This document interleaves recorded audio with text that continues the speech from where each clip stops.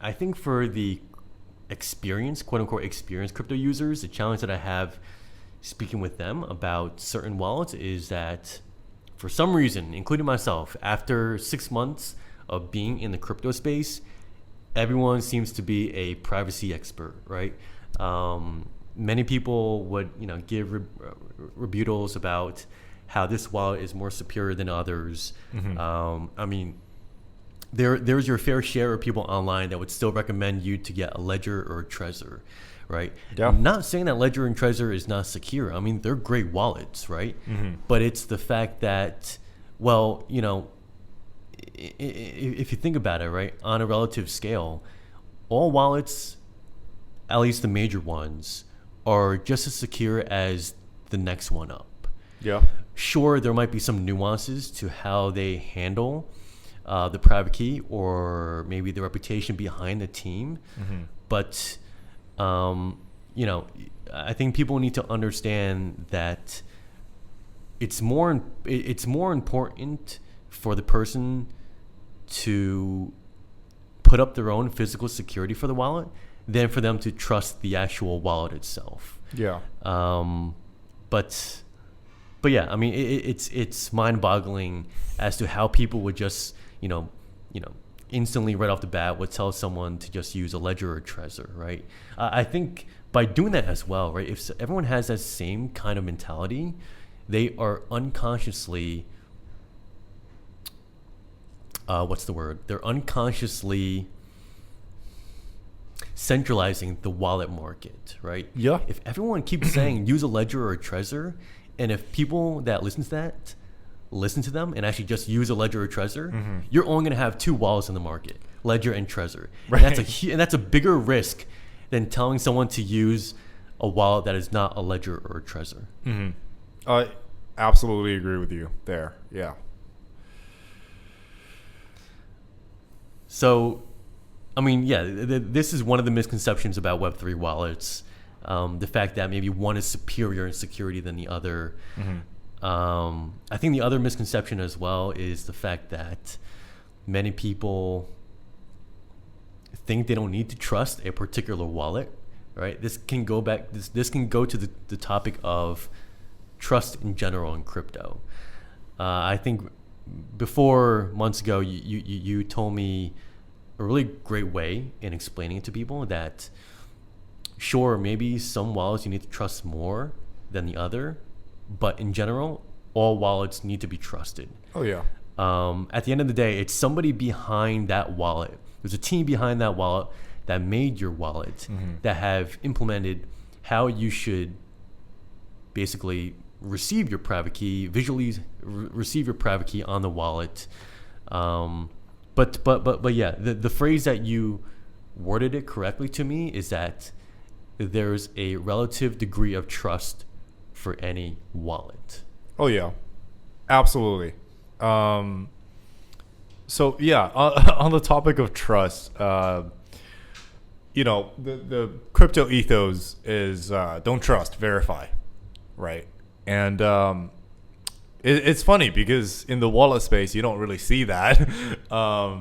You see people sort of just jumping on the bandwagon of Ledger and Trezor and just kind of touting it as the industry standard now and forever, right? And, sure, Ledger and Trezor, to be sure, they are great companies and they do good work and they have amazing products. But I think there needs to be a certain degree of self-awareness in that, have you done your due diligence? Have you actually looked into what these companies do and their manufacturing process, or how they ensure the maximum degree of transparency within their acceptable security parameters, right? And so a lot of people, I find that they wouldn't ask these questions, and they sort of base their judgment on sort of anecdotal evidence, right? People around them, right? They think the stuff they see on the internet, and then they're like, great, yeah, these are big companies, I trust them. And then a smaller wallet team comes in and they would be skeptical, right? They would jump to, question your methods or whatever. They would ask questions. They wouldn't ask the bigger players is the bottom line.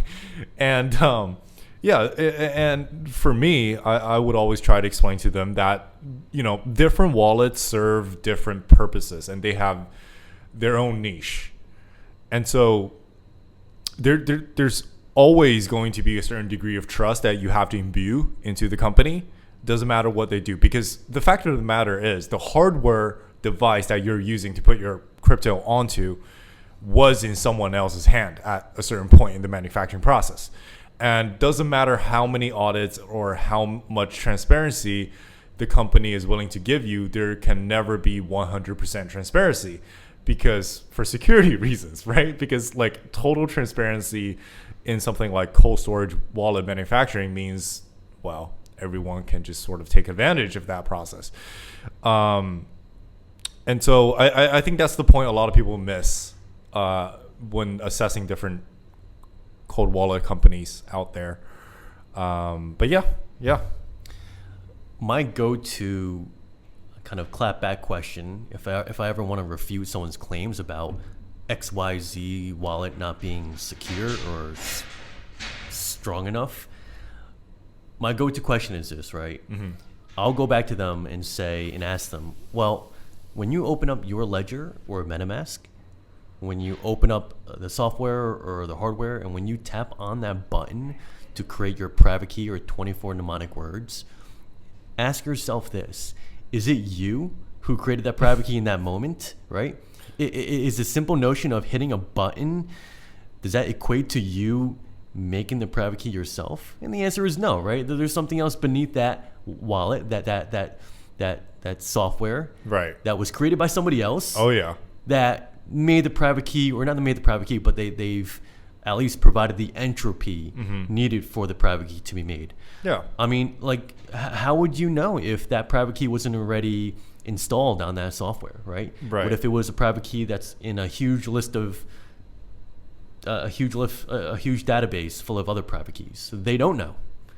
So yeah, if anyone out there that is listening wants to, put up a challenge or put up an argument against somebody who claims to be a private key wallet expert, use that example alone, and I think you'll get a lot of people rethinking about what they know about private key management and security. So yeah,